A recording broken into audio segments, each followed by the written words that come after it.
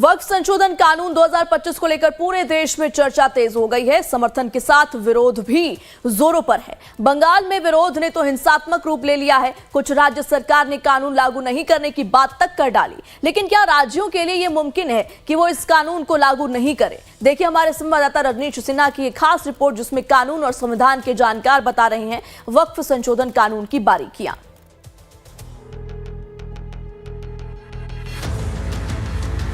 वक्फ संशोधन कानून के विरोध में शनिवार को पश्चिम बंगाल के मुर्शिदाबाद, नॉर्थ 24 परगना, हुगली और मालदा जिलों में हिंसक विरोध प्रदर्शन हुए। गाड़ियां जलाई, दुकानें, घरों में तोड़फोड़ कर लूट भी की गई, जिसमें अब तक 3 लोगों की मौत भी हो चुकी है और इस पूरे हंगामे में 15 पुलिसकर्मी घायल हुए हैं। साथ ही मामले में 150 लोगों को गिरफ्तार किया गया है। अब सवाल यह है कि यह हंगामा और हिंसा जिस कानून के विरोध में हो रहा है, क्या उस कानून को लागू करने और नहीं करने का हक राज्य सरकार के पास है? वक्फ संशोधन कानून बन चुका है और इसको लेकर विरोध सदन में भी हुआ और अब सड़कों पर भी हो रहा है। अलग अलग राज्यों से अलग अलग तस्वीरें आ रही हैं। बंगाल की तस्वीरें ज्यादा परेशान कर रही हैं क्योंकि वहां विरोध हिंसात्मक हो चला है और कई राज्यों की सरकारें ने यह कह दिया है कि वो इस कानून को अपने यहाँ लागू नहीं होने देंगे। उसमें बंगाल भी है, तमिलनाडु में भी इस पर चर्चा हुई, जम्मू कश्मीर में भी चर्चा हुई। अब सवाल ये कि क्या वाकई कोई कानून जो केंद्र सरकार बनाती है उसे राज्य सरकार लागू न करे, ऐसा हो सकता है क्या?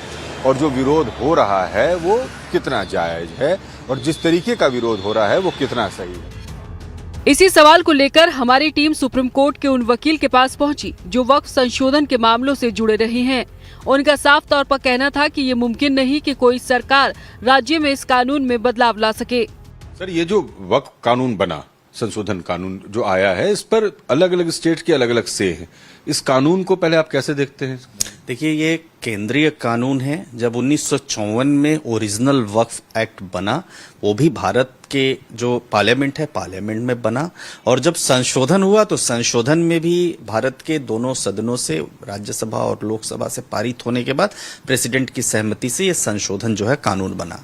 तो केंद्रीय कानून है और भारत के हर राज्य में, हर क्षेत्र में, यूनियन टेरिटरी में ये कानून पार्लियामेंट का लागू होगा और जो संशोधन है वो संशोधन जो हुए हैं उसके मुताबिक चूंकि कानून बन चुके हैं तो आगे की जो प्रक्रिया होगी वो उन कानूनों के अनुसार ही होगी। यानी केंद्रीय कानून है, पूरे राज्यों पर, यूनियन टेरिटरीज पर ये लागू है।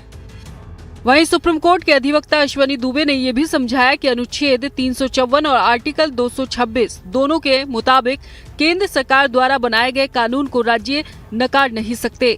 कुछ स्टेट जो हैं, जैसे पश्चिम बंगाल है, तमिलनाडु है, जम्मू कश्मीर, ये लोग कह रहे हैं कि हम अपने यहाँ ये कानून लागू नहीं करेंगे। क्या ये कानूनी रूप से पॉसिबल है? बिल्कुल नहीं। देखिए, भारत के संविधान का अनुच्छेद 254 अगर हम देखेंगे तो 254 में केंद्र द्वारा जो पारित कानून होता है, राज्य सरकारों की जिम्मेदारी होती है कि वो राज्य सरकार मानेंगे, और आर्टिकल 226 में साफ तौर पर ऐसी व्यवस्था दी गई कि राज्य सरकारों को केंद्र द्वारा पारित कानूनों को मानना ही पड़ेगा, नहीं मानने से नहीं कर सकते।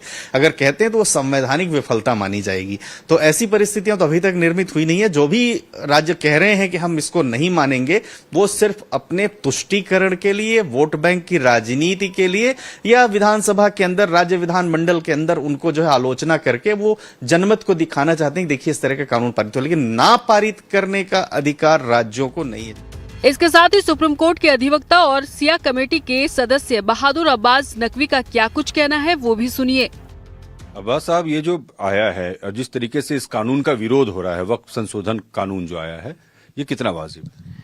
देखिए, ये वक्फ संशोधन एक्ट जो है, इसका वक्फ एक्ट का जो भी लोग इसको प्रोटेस्ट कर रहे हैं इसके खिलाफ, चाहे अभी आफ्ताब इशरत महाकल्ब जवाद साहब ने लखनऊ में जुमे की नमाज के बाद यूपी में बहुत बड़ा किया हो, चाहे कलकत्ता में, सब जगह, मैं मानता हूं कि ये प्रोटेस्ट काफी अभी कम हो रहे हैं क्योंकि अभी तक पब्लिक एट लार्ज को पता ही नहीं है कि इस एक्ट में क्या क्या कमियां हैं, क्योंकि सब लोग प्रधानमंत्री जी उनकी चेयर को देखते हुए, गृह मंत्री जी उनकी चेयर को देखते हुए, और दूसरे जो पार्लियामेंट के अंदर भाषण दिए गए उन पर यकीन कर रहे हैं। इस मामले को लेकर हमारे सहयोगी ने संविधान के जानकार से भी बात की। उनका यही मानना है कि इस तरह के किसी भी कानून को लागू करने से कोई राज्य रोक नहीं सकता। इस तरीके का विरोध अगर कोई राज्य कर रहा है तो ये उनके अपने राजनीतिक लाभ के लिए हो सकता है। सर, तो वक्त को लेकर जो स्टेट जिस तरीके से कह रहे हैं कि हम अपने यहाँ कानून लागू नहीं होने देंगे, ऐसा पॉसिबल है कि कोई कानून जो बना हो जिस पर राष्ट्रपति की मोहर हो वो एक्ट हो गया और कोई स्टेट कहे कि उसको डिनाई करे?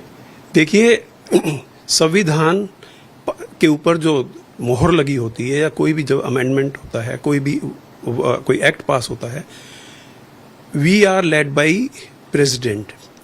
भारत जो कॉन्स्टिट्यूशन की we the people of India are solely governed by the act of parliament. Parliament को सर्वोच्च नागरिक कौन है? वो है महामहिम राष्ट्रपति। कोई भी एक्ट जो पास हो गया, हम गणतंत्र हैं, कोई भी स्टेट दो तरह के उसमें एक कंकरेंट लिस्ट होती है, एक शेड्यूल लिस्ट होती है। लेकिन शेड्यूल लिस्ट में कुछ ऐसे विषय हैं जिनके अंदर की स्टेट गवर्नमेंट का वहां पर दखलंदाजी रहती है, उनका कुछ जो वो करना चाहते हैं उस टाइम पे कर सकते हैं। लेकिन जो एक एक्ट जो पार्लियामेंट ने पास कर दिया और जो राष्ट्रपति के ऊपर जिसकी एक मोहर लग गई, उसको आप अगर नहीं मानेंगे तो वो असंवैधानिक हो जाएगा। एक बात तो तय है कि अब इस कानून को लेकर चाहे जितनी भी बहस, चर्चा और राजनीति हो, मगर वक्त संशोधन कानून हर राज्य में लागू होगा। किसी कानून का समर्थन या विरोध ये अभिव्यक्ति की आजादी के अंतर्गत आता है।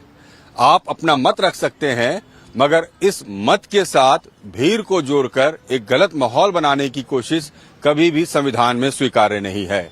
फिलहाल वक्फ को लेकर पूरे देश में बहस और चर्चा चल रही है, ये अपनी जगह है, मगर इसको लेकर जो हिंसा हो रही है उसका हर कोई निंदा इसलिए कर रहा है क्योंकि लोगों को ऐसा लगता है कि अगर ये आग बढ़ेगी तो देश के लिए आने वाले वक्त में परेशानियां बढ़ेगी। वीडियो जर्नलिस्ट विवेक के साथ रजनीश सिन्हा, लाइव टाइम्स, दिल्ली। और अब रुक करते हैं एक बड़ी खबर का। लखनऊ में पुलिस और